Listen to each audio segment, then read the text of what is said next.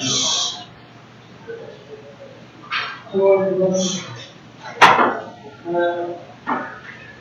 subject that we wish to discuss in the Bible is concentrating on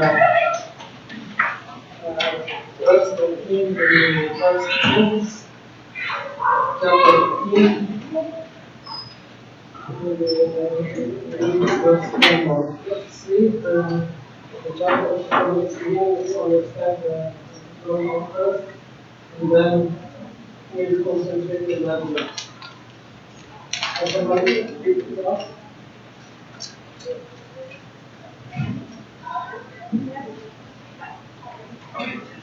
And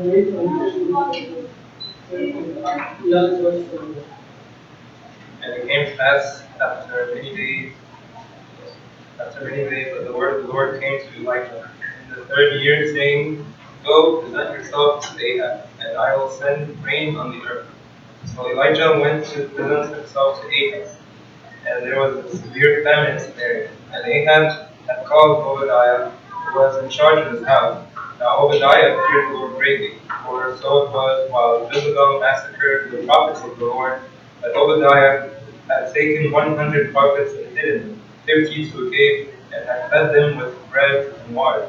And Ahab had said to Obadiah, Go into the land to all the springs of water and to all the brooks. Perhaps we may find grass to keep the horses and mules alive, so that we will not have to kill any livestock. So they divided the land between them to explore. Ahab went one way by himself, and Obadiah went another way by himself. Now, as Obadiah was on his way, suddenly Elijah met him, and he recognized him and fell on his face and said, Is that you, my lord Elijah?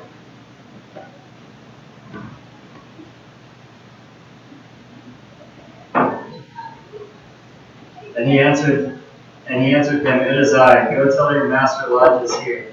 So he said, How have I sinned, that you are delivering your servant into the hand of Ahab to kill me? As the Lord your God lives, there is no nation or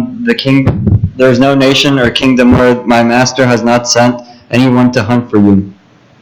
And when they said, He is not here, he took an oath from the kingdom or nation that they could not find you. And now you say, Go tell your master Elijah is here. And it came to pass, as soon as I am gone with you, that the Spirit of the Lord will carry you to a place I do not know. So when I go and tell Ahab, and he cannot find you, he will kill me. But I, your servant, have feared the Lord from my youth. Was it not reported to my Lord that what I did when Jezebel killed the prophets of the Lord, how I hid 100 men of the Lord's prophets, 50 to a cave, and fed them with bread and water?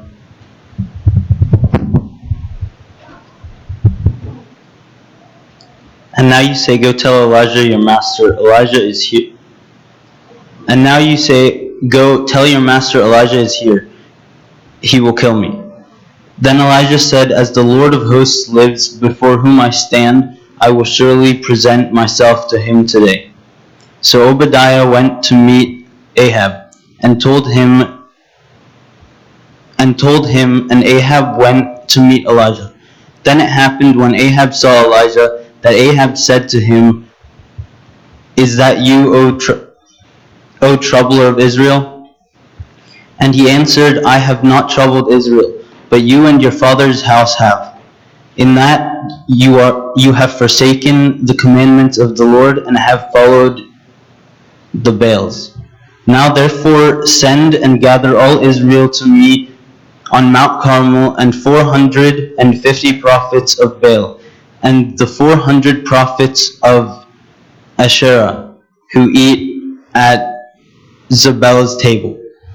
So Ahab sent for all the children of Israel, and gathered the prophets together on Mount Carmel. Let's stop here. I just want to make sure that you understand what we have read. It's just the beginning of the story. It tells us how Elijah was worshiping God, and Ahab was not worshiping God. His wife Jezebel had wrote the prophets of God, which is God of other people, and made the people of Israel start to worship that foreign God, and which is not really a God, just they are worshiping them. And Elijah, since he saw that the people of Israel is straying away from God, he asked God to stop the rain from falling on all the land of Israel. So they had drought for a very long time, 3.5 years. 3 years, that's when that happened, and it stayed after that. So this is just the story according to the beginning till now. The story about Hosea is part of it. That Hosea was looking for Elijah to find him for that. He would pray for that to make the rain come back again. As Ahab was looking for him. Ahab, when he found Elijah, was telling him, "Are you the traveler of Israel?" And Elijah responded in a very brave way, saying, "I'm not the traveler of Israel, you are the traveler of Israel, and all your household, because you do not follow God, you left following God, and you started following idols." This is the real time what we have been reading until now. But at the end,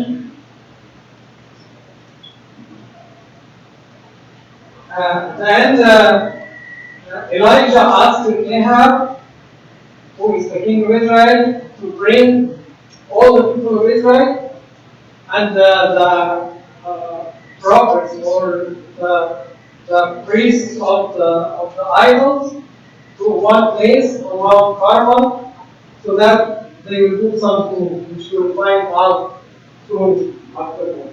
And someone start reading from verse 20 and up.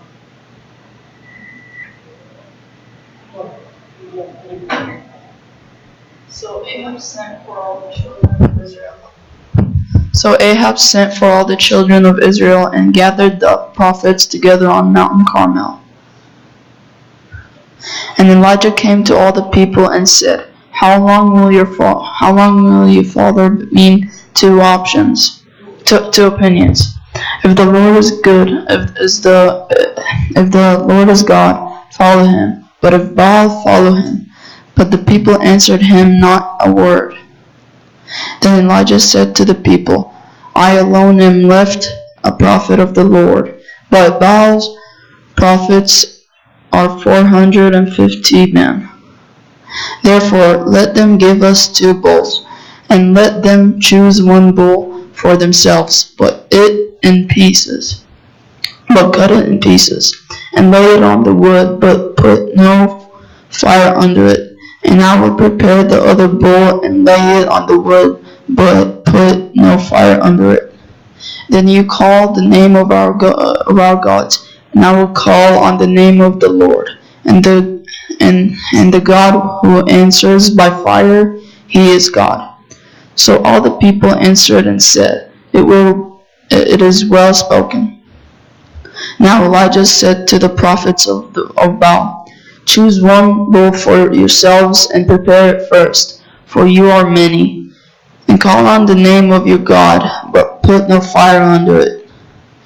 So they took the bull which was given to them, and they prepared it, and called on the name of Baal from morning even till noon, saying, O Baal, hear us. But there was no voice, no one answered. Then they leaped about the altar which they had made. And so it was at noon that Elijah mocked them and said, Cry aloud, for he is a god. Either he is meditating, or he is busy, or he is on a journey, or perhaps he is sleeping and must be awakened. So they cried aloud and cut themselves, as was their custom, with knives and lances, until the blood gushed out on them. And when midday was past, they prophesied until the time of offering of the evening sacrifice. But there was no voice, No one answered. No one paid attention.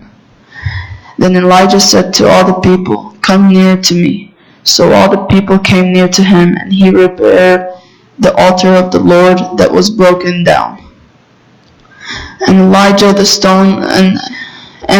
took them 12 stones according to the number of the tribes of the sons of Jacob, to whom the word of the Lord had come, saying, "Israel shall be your name." Then with the stones he built an altar in the name of the Lord, and he made a trench around this altar large enough to hold 2 sheaves of seed. And he put the wood in order, cut the bull in pieces, and laid it on the wood, and said, "Fill 4 water pots with water, and pour it on the burnt sacrifice and on the wood." Then he said, "Do it a second time." And they did it a second time. And he said, "Do it a third time." And they did it a third time. So the water ran all around the altar, and he also filled the trench with water. And it came to pass at the time of the offering of the evening sacrifice that Elijah the prophet came near and said, "Lord, God of Abraham, Isaac, and Israel, let it be known this day that you are God in Israel, and I am your servant, and that I have done all these things at your word. Hear me, O Lord, hear me, that these people may know that you are the Lord God, and that you have turned their hearts back to you again." Then the fire of the Lord fell and consumed the burnt sacrifice, and the wood and the stones and the dust, and it licked up the water that was in the trench. Now when all the people saw it, they fell on their faces, and they said, "The Lord, He is God, the Lord, He is God." And Elijah said to them, "Seize the prophets of Baal. Do not let one of them escape." So they seized them, and Elijah brought them down to the brook Kishon and executed them there. Then Elijah said to Ahab, "Go up, eat and drink, for there is the sound of abundance of rain." So Ahab went up to eat and drink, and Elijah went up to the top of Carmel. Then he down on the ground, and put his face between his knees, and said to his servant, "Go up now, look towards the sea." So he went up and looked and said, "There is nothing." And 7 times he said, "Go again." Then it came to pass the 7th time that he said, "There is a cloud, as small as a man's hand, rising out of the sea." So he said, Go up, say to Ahab, "Prepare your chariot, and go down before the rain stops you." Now it happened in the meantime that the sky became black in the clouds and wind, and there was a heavy rain. So Ahab rode away and went to Jezreel. And the hand of the Lord came upon Elijah, and he girded up his loins and ran ahead of Ahab to the entrance of Jezreel. Yes,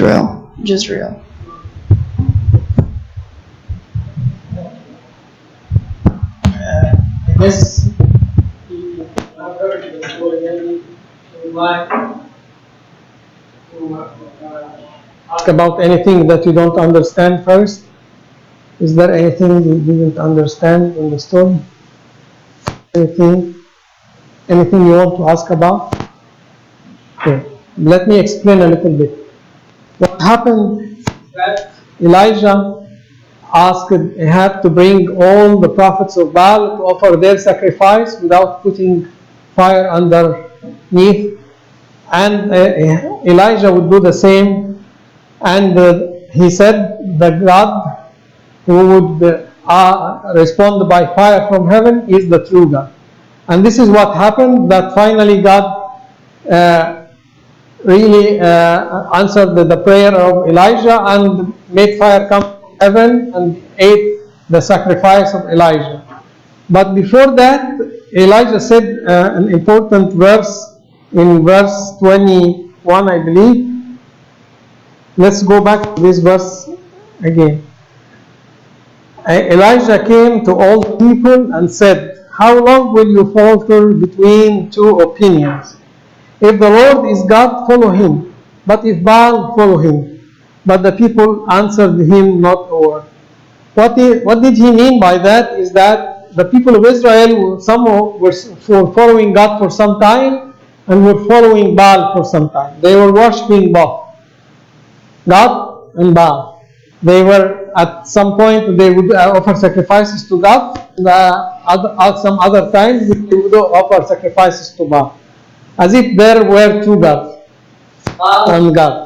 And they would pray to one for some reason and or pray to the other for some other reason when they need him. So this is by this we want to understand what did he mean by faltering between two opinions. Can somebody explain this to me?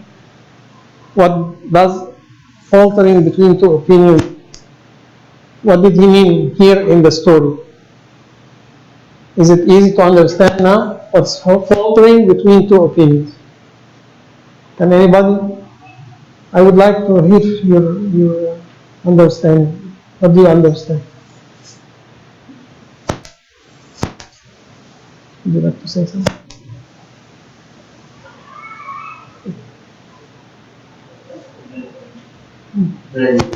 They were always switching between the. They couldn't have one. Yeah, they were always switching between two opinions. Sometimes Baal is God, sometimes the Lord is God. And for them, it was not as clear as it is now for us. We understand now the Lord is God, Christ is God, He is the Son of God. We understand the Holy Trinity, the Father and the Son and the Holy Spirit. But at that time, they knew the Lord who brought them out of Egypt. He is God. But also they found out that there are other peoples around them who worshipped other gods, idols, and they thought that these are gods as well. So they have Baal as God, the Lord as God, and they were faltering between these two gods, sometimes Baal, sometimes the Lord. Okay, now how does this apply in our lives? How can we find that we are doing similar to what they were doing? Not exactly in the same way. We know that the Lord is God. We know Christ. But we still, our actions show that we are faltering between two opinions, two different opinions. Following God fully in a very good way, or following sometimes the God of the world, the devil, and he is the God of this world. How can we do this? What do you think? What are practical examples of doing this? I need by you to speak because I will not going to speak anything about this. You tell me some examples. How do we follow God sometimes, and how do we follow the world sometimes, other times? Okay. In Sunday, I come to the church and I pray and I spend the liturgy, take communion.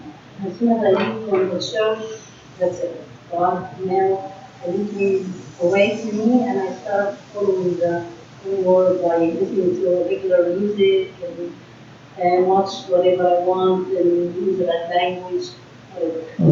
So as if God is only in the church, part time, yes. and outside the church there is another God.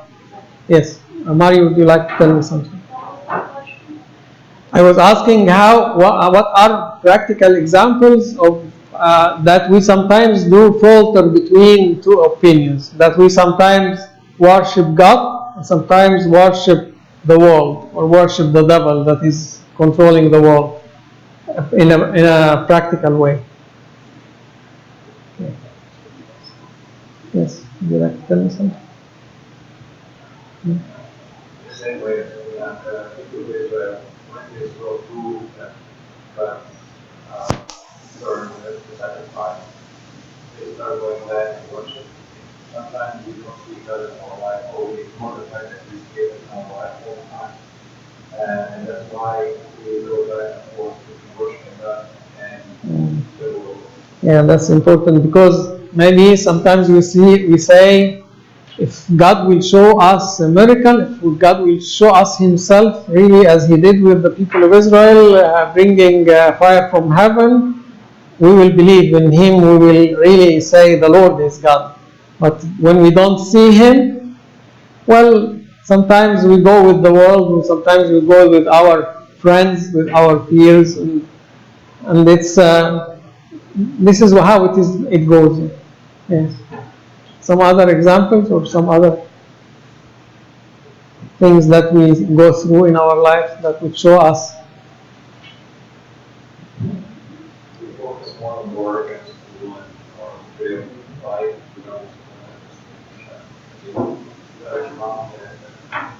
focus on life. When we are at work, when we are at school, when we are with our friends, when we are playing or whatever, God is not in our minds.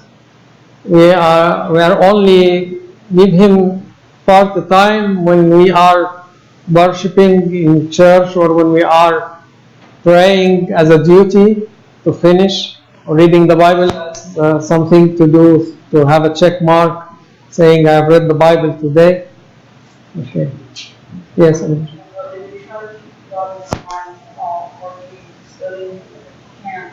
You can't concentrate.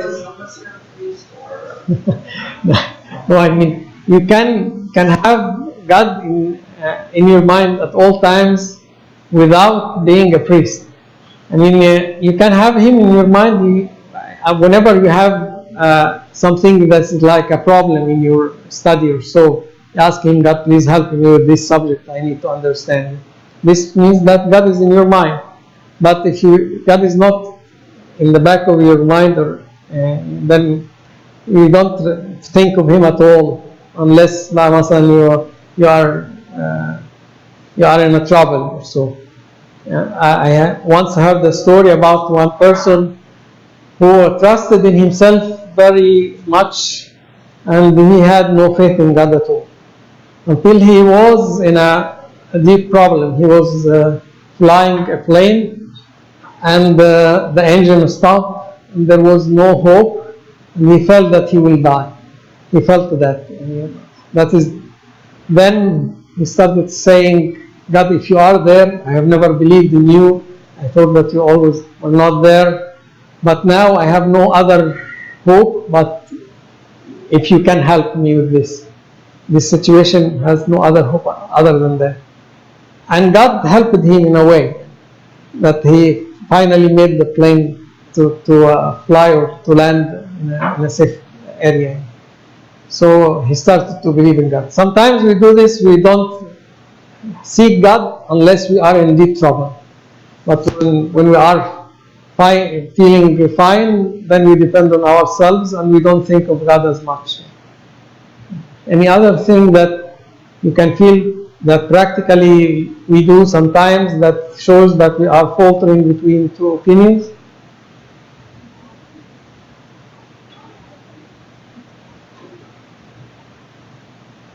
What about, for example, let me tell you this.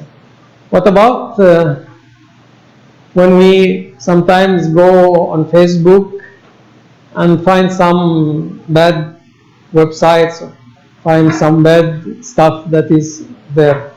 How do we think at that point? What is our opinion at that point?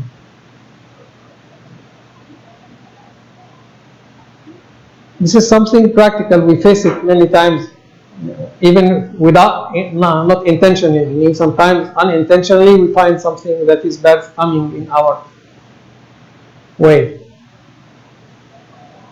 What do we do? What do we usually do? And how can? Persist on. You stay. You don't just look at it and go on over and just leave it. You stay on it.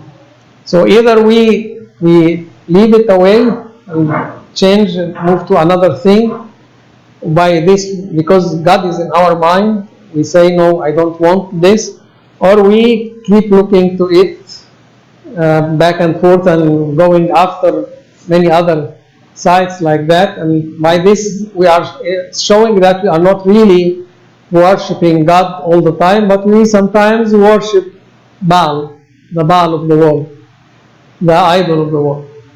Okay. Any other examples that you would like to tell me? I think maybe if you're serving in church and you God has a specific service for you, but you say no, I like this service more.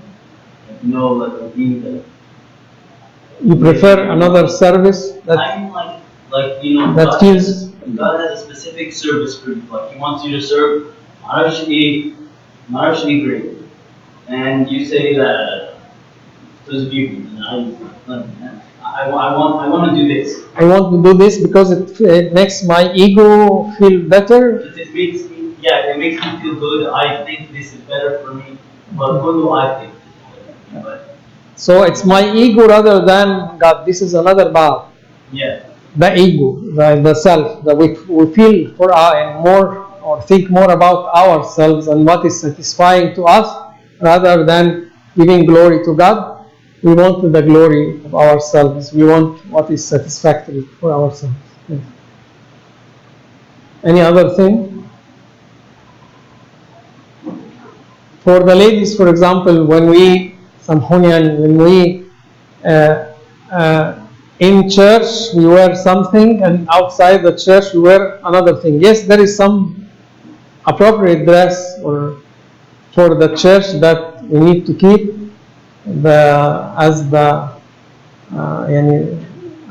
something that is suitable for the church, and some other. And of course, when we are at the beach, for example, we'll be wearing some other thing that is not suitable for the church. That is understandable. But whenever we go out of the church, we start to wear something that is totally, According to the world. totally according to the world, that is pleasing to men, that is not really pleasing to God, but rather trying to do whatever the world is doing, we do like them. This is another example. Okay. Any other thing? Right. Now we have set some examples of faltering between two ways. I wish that we can think of our lives, our practical lives, and how sometimes we falter between God and between the world, between whatever is in the world, drinking, dancing, watching, saying bad words. When we see our friends, for example, cussing, we do the same. They cuss, we cuss in the same way. They swear, we swear. And we don't really think of ourselves as the children of God. Some people would say, no, we are Egyptians, we don't do this. It's not about being Egyptian or American. It's about being Christian. Are we real Christians? Do we really follow Christ and we are the sons of God? Or are we following the world and we are, as the people of the world do, we do the same? Let us all try to think during this period of the revival of St. Mary of how to truly worship God. Because many times, when we go outside the church, I find boys and girls acting in a way that is not really Christian. This doesn't mean that they are they are in a church all the time, but even when they are in the world, they should act like Christians. And even I'm not speaking only about Egyptians, but even I can say or I can see some of the people, real Americans, born in America, originally American, who are acting like real Christians, and they are really following Christ in their actions, in their lives, while we as Christians sometimes don't do the same. So let us think about this. During the revival, we'll go back, and now we have just introduced the subject. and give some examples. God willing, in the following days, we will have some blessed feast starting Monday. I believe Abuna Benjamin will be with us Monday. Abuna with us Tuesday, and following days, Abuna Philopatir probably, and Abuna Joaquin Botrus, and so on. They will be all speaking about the same theme, about filtering between two opinions, but they will concentrate, every one of them will concentrate on a subject like how some of the things that we fall in that would show that we are filtering between two opinions, and the dangers of that, of this action, and how to cure ourselves from this kind of disease of faltering between two things. If there is any comment or anything that you would like to say, we have some time. Let's say, if not, then we can close it. Anything? Sometimes it's very difficult to resist the temptation of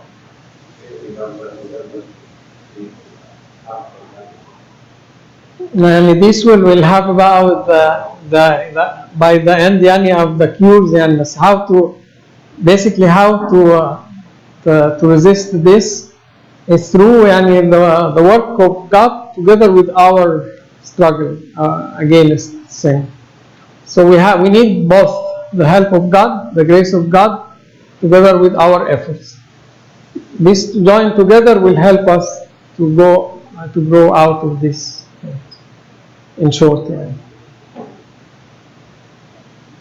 anything else? Right. If you would like, we can pray.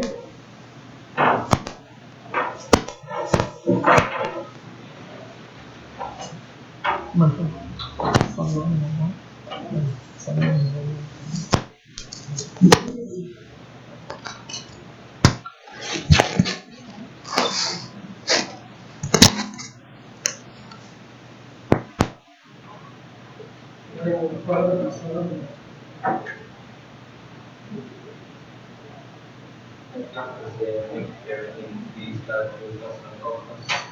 Try to see you in everything that we do, and try to have you always in our minds and what we're doing. And to always be in contact with you, not just from the church. Please God watch over us. Give us our families and give us the ones to live on the world. And lead us.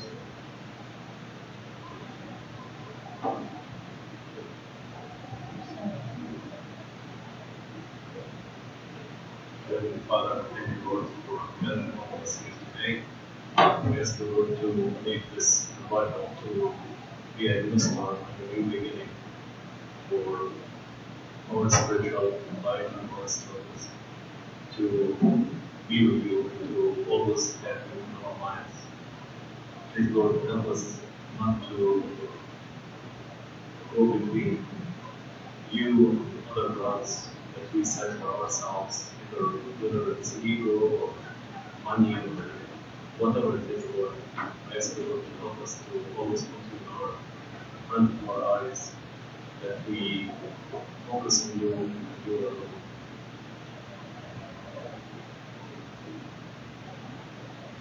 Through the intercession of the Host of Maria and the angels, please help us to ourselves. Through the intercession of the Lord, we can be saying, our Father, who art in heaven, hallowed be thy name, thy kingdom come, thy will be done, on earth as it is in heaven. Give us this day our daily bread, forgive us our trespasses, as we forgive those who trespass against us. And lead us not into temptation, but deliver us from the evil one. Through Christ Jesus our Lord, thine is the kingdom, the power, and the glory forever. Without the Father, we can never get our Lord and Savior Jesus Christ, that we are saved from the evil world. Everyone who believes, believe in Jesus, Lord Jesus. We started that in my prayers, just they are positive.